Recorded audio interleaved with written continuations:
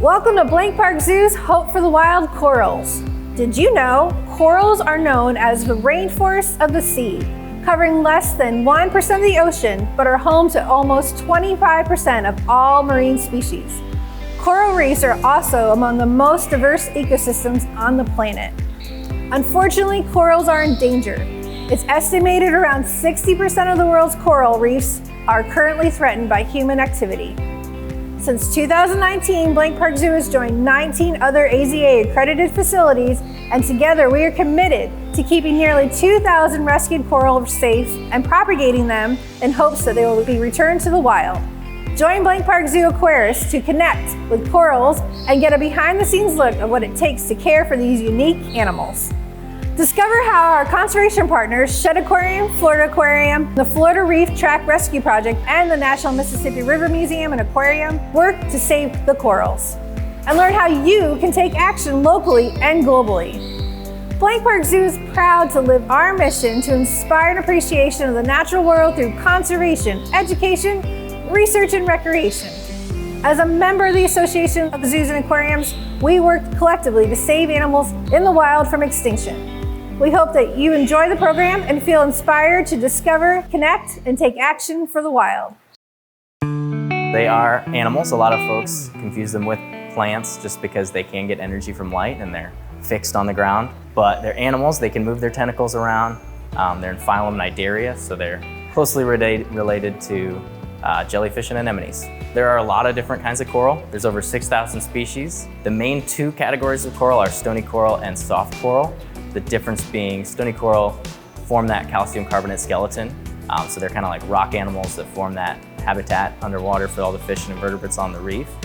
Corals are typically found all over the world, both in shallow and deep waters, but these reef building corals are typically found in more shallow waters where they have access to clear water and lots of sunlight. Typically, you're not going to find them in cold regions like the Arctic or Antarctic due to temperatures. You also won't find corals in areas with high sediment, so that's going to be where rivers outflow into the ocean. And in addition to that, anywhere with high cold currents. So that's going to be typically your western coasts of any continents, because those are going to have colder currents that corals don't typically like. You'll find different kinds of coral in different locations, right? So there's different species of coral that live in high light, different species of coral that live in low light, high flow, low flow. So that contributes to those 6,000 species of coral that are out there. Coral definitely are aware of their environment. They're not quite like us, they can't see. They do have chemoreceptors that allow them to sort of taste or smell their prey in the water column. They also have a nervous system sort of like a jellyfish or an anemone where they can feel if they're touched. They can reach out and grab food with their stinging cells at the ends of their tentacles. So they know what's going on around them just differently from us. Different parts of the reef are gonna have different environmental characteristics, and coral really cares about light brightness, so how shallow the water is, how turbid or discolored the water might be, and then how much flow is hitting it. So if you're right on the end of a reef, kind of like a wall of rock, you might be hit with a lot more wave action, a lot more water flow. And those corals just have to be adapted for a lot of water flow, whereas if you're farther back in the middle of the reef, it's gonna be slow moving water, and that flow is gonna bring different kinds of food. Different amount of flow means the coral has to be able to handle that battering of water. So different corals do better in different locations. And that water also keeps the light from the sun from getting all the way down there. So shallow water coral gets a lot more sunlight than those corals that are found a little bit lower. They're all pretty shallow. They like to live in shallow areas. You've probably seen coral reefs from the sky in aerial views because they're way up shallow where they can get a lot of light. But there's still a lot of variability in how low a coral can live. Corals have lots of different adaptations that make them what they are today. One of the most important ones is its symbiotic relationship with zooxanthellae. This is an algae that lives within the coral that gives it energy. Another really cool adaptation is its exoskeleton. This calcium carbonate skeleton keeps the coral structurally sound and gives it protection. Another adaptation corals have are polyps. These polyps actually have tentacles that allow the coral to capture its food items. Corals actually have a chemical defense. Some corals will secrete a toxin that actually protects them from their predators. The last really cool adaptation corals show is some corals actually have sunscreen. This is a pigmentation that helps them screen out sunlight. Some corals actually have toxins that can be harmful to humans, especially humans who are more sensitive to these toxins. These typically result in rashes or irritations on the skin and doesn't typically end in death, but can sometimes be hard to deal with. Coral serves the planet in a lot of different ways. First and foremost, my favorite thing about coral, huge biodiversity. Coral reefs cover a tiny amount of the ocean floor, and over a quarter of all species in the ocean depend on coral reefs for their habitat, especially the stony corals like the ones we have here that grow that calcium carbonate skeleton, literally form that habitat for them. But in addition to biodiversity, coral also serve us people in a lot of different ways. Fisheries, so seafood, tourism. A lot of people love to go snorkeling and scuba diving on coral reefs, and they protect our coastlines from erosion and wave action. Really important during hurricanes and storms, keeping our shorelines safe. There's a lot of negative impacts to not having corals, and one of the biggest one is the loss of biodiversity. A lot of animals call coral reefs home, including fish, invertebrates, and sea turtles. And so losing coral reef systems would really limit what animals would thrive in the ocean. Again, a lot of fish utilize the coral reef as a home and a place to find food. So no longer having coral reef systems would severely limit our ocean's food chain. Coral reefs also act as a natural barrier and help slow down storm surges and protect coastal cities. So losing coral reefs would cause a lot more damage to these coastal cities that thrive so well right now. These coastal communities heavily rely on these coral reefs for tourism and fishing, and so these industries would have a huge impact if there were no coral reefs for them to utilize. Lastly, coral reefs are helpful to scientific research. Industries like the medical profession and others utilize the biodiverse environment to find new discoveries. Coral does have symbiotic relationship with an algae that actually lives in their cells. It's called zooxanthellae, really funny word, starts with a Z, there's an X, two L's in that word.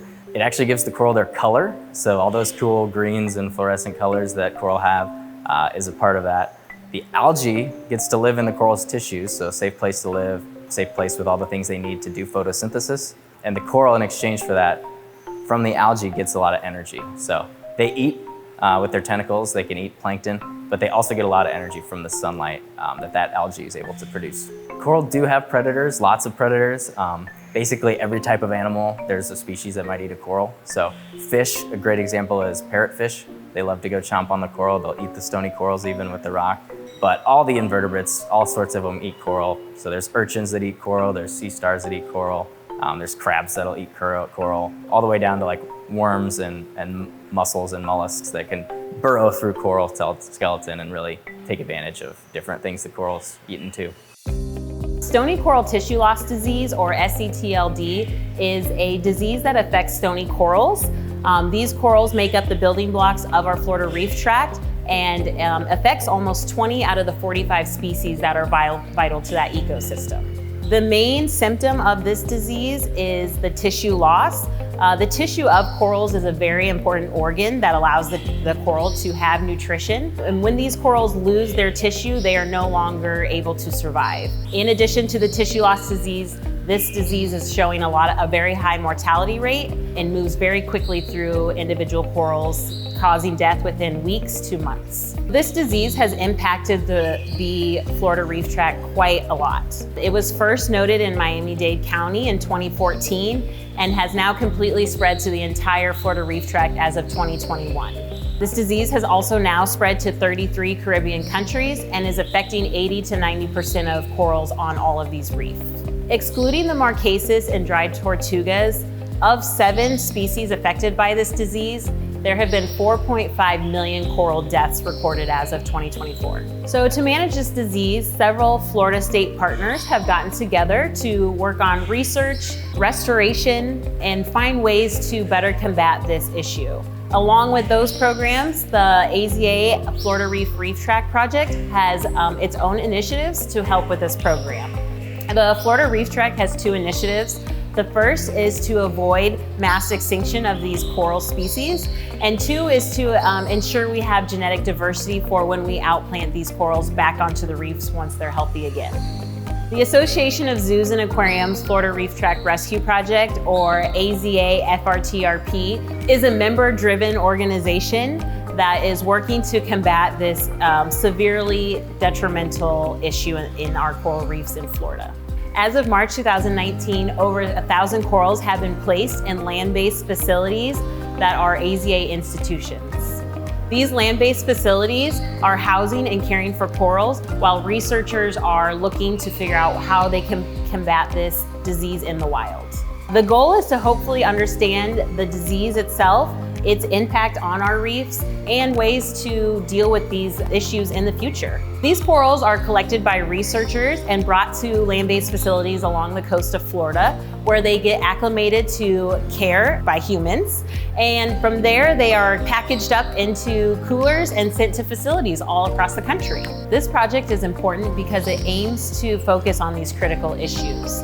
By caring for these corals now, we're ensuring future generations will have the capability and possibility to utilize these ecosystems in the future. Without intervention, these coral reefs will continue to decline, and we may potentially lose these ecosystems that we care for and love very much. Although our zoo is landlocked, we firmly believe that it's important to care for all of our ecosystems around the world, and we have a global impact even here in Iowa. As a facility that cares about animal welfare, we care about not only our corals here in our institution, but corals around the world, and we want to help make a difference in saving those corals. Through our involvement, we hope to inspire people to take action and care for coral reefs as well. Here at Blank Park Zoo, our coral for the Florida Reef Tract Rescue Project are kept behind the scenes. We have over 50 corals, 9 different species of coral, and they're kept behind the scenes for a couple different reasons. Because they're a conservation project and we plan to take them back to Florida, their spawn might be going back to Florida, we need to keep them in more of a lab sort of environment for biosecurity. We don't want to introduce any non-native species to that water. We have to be careful going back there and working on our other exhibits or letting guests go back there, so we keep them behind the scenes for that reason. Another reason we keep the coral behind the scenes is to make it easier to take care of them. So they're all on ceramic tiles. It helps us do medical treatments. That helps us move them around in the case of transport back to Florida or to another facility for genetics reasons. Coral are adapted to really stable environment, coral reefs. So they really care about, nutrition, eating. They also care about lighting and flow, water flow. When we come to feeding a coral, it's phytoplankton, right? Phytoplankton, zooplankton, we have powdered and frozen forms of that we feed to our coral. And we actually use the flow to our advantage. Sometimes we turn it off, but we'll target feed them with a turkey baster about 3 times a week here at Blank Park Zoo. That allows them to get sufficient nutrition, and then we turn the flow back on so that they can clean themselves off. Coral reproduce in a lot of different ways as well. 2 main types, asexual reproduction and sexual reproduction. Asexual reproduction in corals is kind of like budding off a piece of themselves and a clone of that coral will form, kind of like a cactus can drop a pad and a new cactus starts to grow. So a coral can do that, it's called a gemma. The other interesting way coral reproduce is called sexual reproduction, and there's a variety of ways coral do that as well. Oftentimes coral will release their gametes into the water column, and they can be fertilized either in the water column or internally inside of other species of that coral. After those coral grow for a while, they'll release larval stage of coral, so they're called planula, that swim around for a short period of time, a couple days or a week. Maybe they float around, and then those planula actually pick a spot, settle on the reef, and make a tiny baby coral that you're used to seeing stuck on a rock. A lot goes into regulating the coral systems. We have 2 systems in the back for our Florida Reef Tract corals. That starts by just consistent monitoring. So we'll use daily salinity and temperature readings. Bi-weekly, we'll check a large variety of parameters to make sure that everything is going well. We also check our minerals daily with a different sort of titration test. And that lets us know if things are going well or things are going poorly. And in addition to that, regulations is just maintaining our filters, cleaning our life support systems, whether that's the lights, the pumps, the flow, and then doing water changes where we can remove the waste and refresh the water. So we simulate the Florida Reef Tract environment as best we can. So that's a lot of temperature and flow control with pumps and heaters, chillers in the summer when our building gets a little warmer, to try to mimic Florida as best we possibly can. The other ways we can do that are with keeping the water quality really high, because the Florida coral reefs are generally really clean, really stable. So it comes back to keeping our tanks stable, cleaning them as best we can, and using our life support systems to their full ability. So the Florida Reef Tract was a first of its kind sort of project, and facilities like ours had never kept these corals before. So in 2018, when the project started, we started getting on calls, Zoom calls with the other facilities involved. And I've learned a lot from that. Just we talk about what's going well with the coral, what's less well, what medical treatments are working. And from that, we've been able to gather a ton of great information, get even better at caring for our corals. So that's been a huge help. The other thing is just observing what works. So that's how we learn how much to feed them, just how is that feeding response from the polyps. We've learned that over time. And then we've gotten a lot better at medical treatments. So when we do have a negative health outcome, coral's having a problem, we work with vet staff every week to peek at the coral, so we get really good at seeing that coral's looking a little off, can immediately jump in and have a good medical outcome, because we've learned that amoxicillin paste and antiseptic baths can do a lot for us before we have to get to any other antibiotics or a harsher treatment for the coral.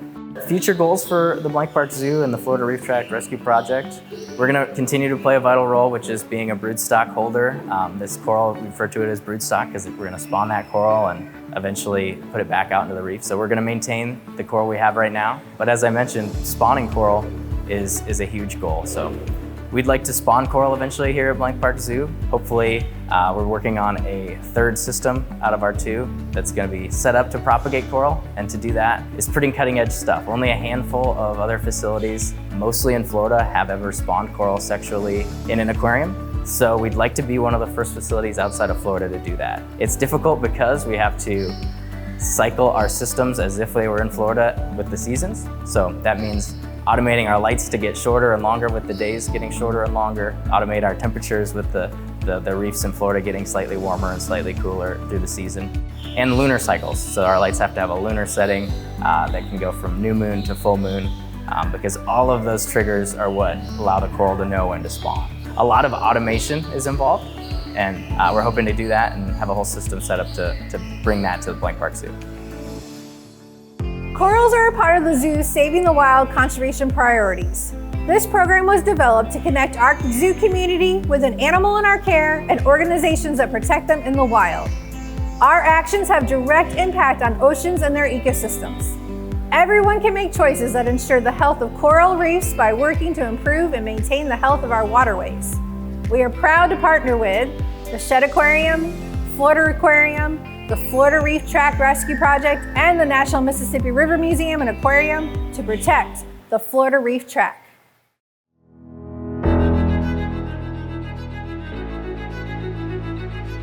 Here at the Florida Aquarium, our shared purpose is to educate, entertain, and inspire stewardship of our blue planet. At our Apollo Beach campus, we specifically focus on conservation, so we're actively engaging in coral conservation and rehab, so we're able to educate our guests about our work in coral conservation while we're actively engaging in research and restoration of the coral reefs here in Florida.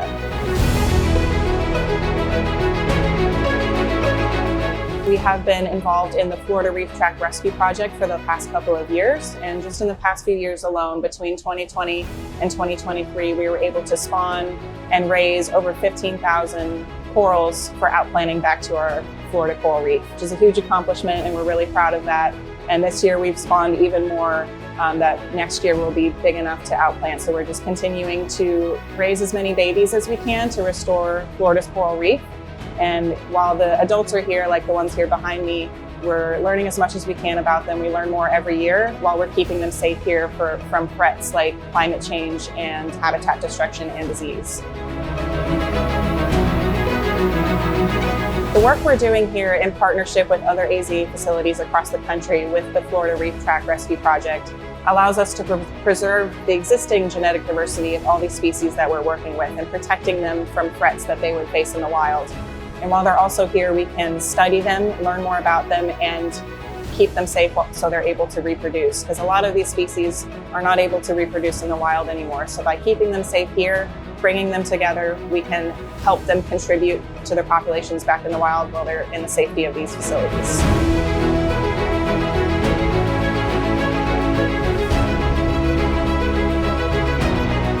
One big way that people can help in coral conservation efforts is just to help spread the word. A lot of people don't really understand what's going on with Florida's coral reef, and just raising awareness is a huge part of that so people understand what's happening. You can also be aware of your sustainability practices, like being mindful of your plastic use and your contribution to climate change, and being aware of those kinds of things in your daily life.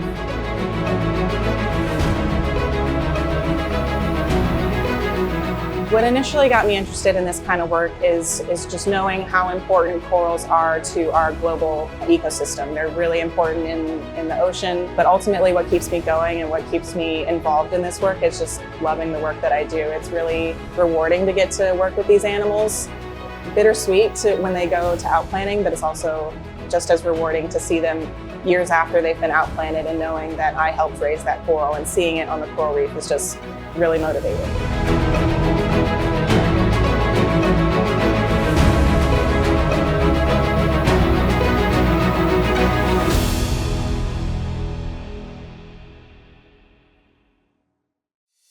I'm Dr. Ross Cunning, and I'm here on Shed Aquarium's research vessel, the Coral Reef 2, in the Dry Tortugas, Florida. So we're at the far western end of the Florida Reef Tract, studying corals and how they're responding to climate change. So coral reefs around the world, and especially here in Florida, are threatened by a number of factors. The biggest threat is climate change. So warming oceans associated with carbon emissions are causing corals to bleach. They expel their symbiotic algae and they turn white, and eventually those bleached corals can starve and die. So corals are dying around the world in response to the warming of our oceans. And last year in 2023, corals here in Florida and around the world experienced some of the most extreme heat stress on record, causing the most severe coral bleaching event we've ever seen. And many corals died last year. Some of the most sensitive species are the staghorn and elkhorn corals, and we lost over 95% of the remaining staghorn and elkhorn corals in Florida. So now that these species have really suffered dramatic mortality, it's more important than ever to gene bank what's left of these populations. So that means getting representative fragments of as many genetic individuals as we can and maintaining those in land-based facilities where they can be maintained long-term, propagated, and used for research and the future restoration of these species. So what we're doing here on this trip is we are looking for and collecting small fragments of some of the last remaining staghorn corals here in Florida. So we're out here on the Tortugas Bank, and we've collected 43 colonies of staghorn coral that we found here over 3 days of diving. We're going to be able to bring small fragments of those coral colonies back to these land-based facilities now, where they can increase the genetic diversity in those gene banks and be used for research and restoration of the species. So we're here at the stern of the Coral Reef 2, where we have this large live well system that allows us to collect animals and keep them here in seawater and transport them over long distances. So we're using these live wells to maintain and transport these small fragments of coral we've collected over the last few days. So when we dive, we identify large colonies of staghorn coral, which have many branches, and we take just a couple of very small branch tips from those colonies, which you see here in the live wells, and those are what are transported back to Miami and then onto these gene bank facilities. So we have these small branch tips from 43 different colonies that we found here on the Tortugas Bank. And we're really excited because these are the colonies that survived last year's record marine heat wave. So while 95 to 99% of the staghorn coral out here in the Dry Tortugas and through most of the Florida Keys died last summer, these colonies survived.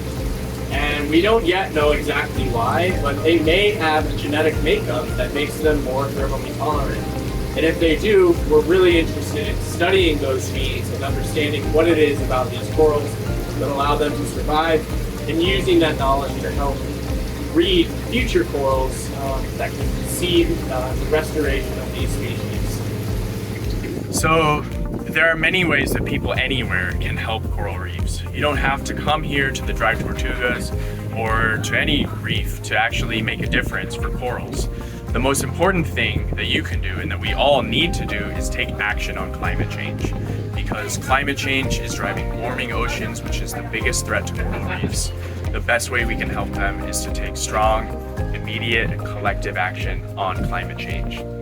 One of the best places to start in doing that is to talk about it with your family and friends, and research ways that you in your life, where you live, can make the biggest impact through the way you eat, the way you move around, the way you use energy in different parts of your life, and the conversations you have with others. You know, this is a global problem that's going to require global and collective solutions, and we all need to be part of the conversation and part of that action.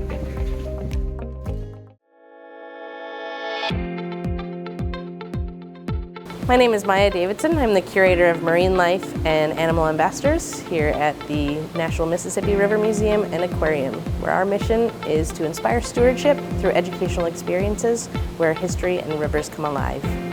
We are a proud partner organization of the Florida Reef Track Rescue Project, and we've been part of that since 2018.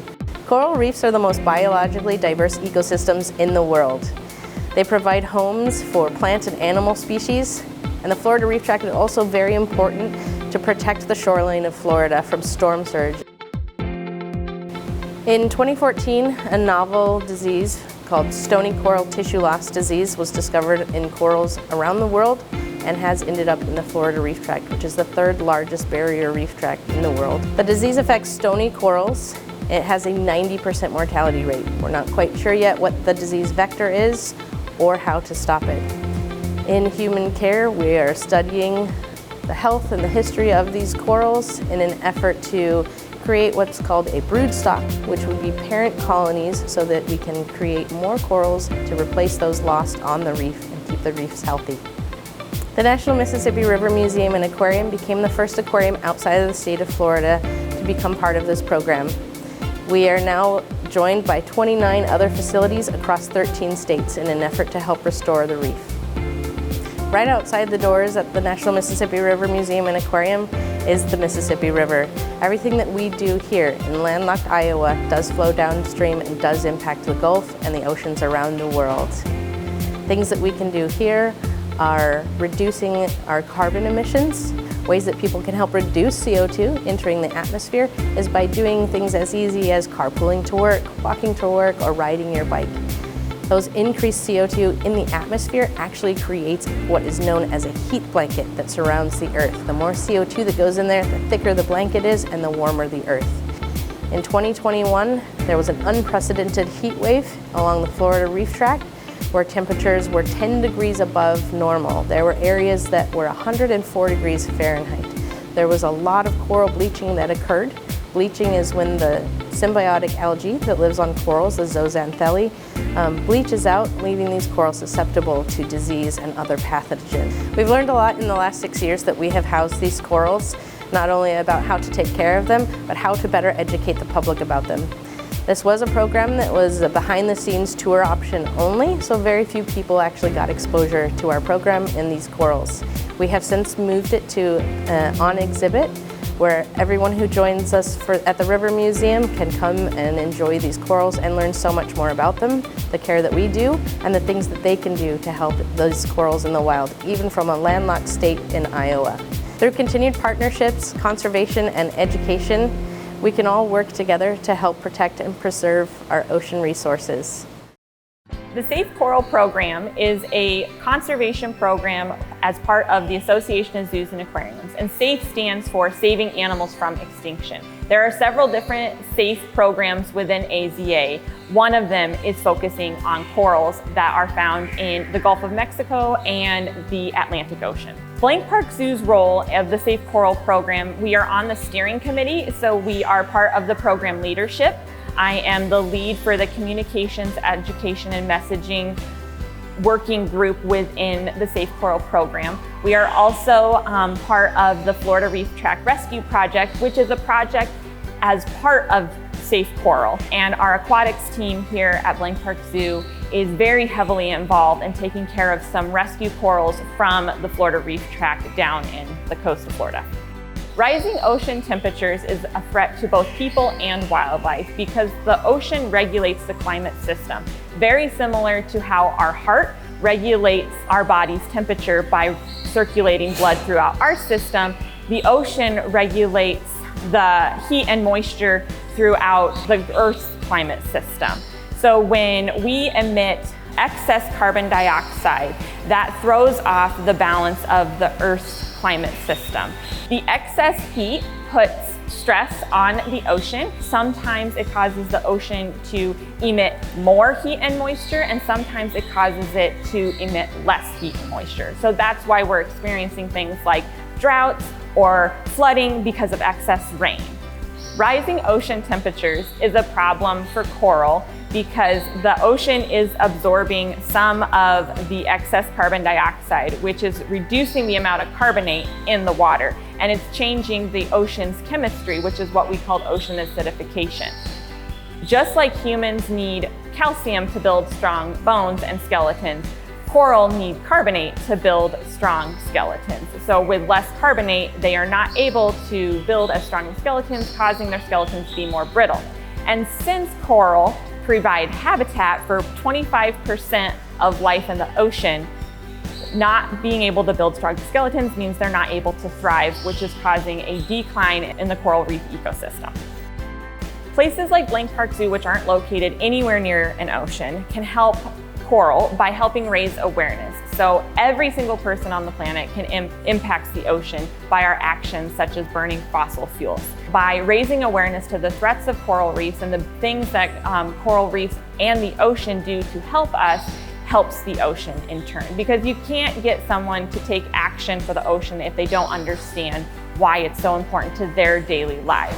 So community-based solutions that we can suggest here at Blank Park Zoo and to our audiences here in Iowa, such as creating no idle zones in front of your school building, or asking our legislators to invest in research and implementation of renewable energy, helps the ocean because we're reducing our dependence on fossil fuel energy. If you ever find yourself visiting coral habitat, lucky enough to go to the beach where there's a coral reef, the best thing you can do to help those corals then and there is to leave them be. Appreciate them from a distance, but leave them be. Don't go up and break off pieces of coral to take home, because those are living creatures. It'd be just like if you were to go into the forest and break off a branch of a giant redwood to take home with you. That's gonna hurt the tree, just like breaking off a branch of coral is gonna hurt the coral colony. Understanding the world around us and finding ways to work together is the first step to save animals and habitats in the wild. We hope that you feel inspired to take action for corals. We would like to take this opportunity to thank our conservation partners, Shedd Aquarium, Florida Aquarium, the Florida Reef Tract Rescue Project, and the National Mississippi River Museum and Aquarium. And our staff and volunteers who work every single day to make our mission come alive. Thank you for coming along on today's journey and sharing in our hope for the wild.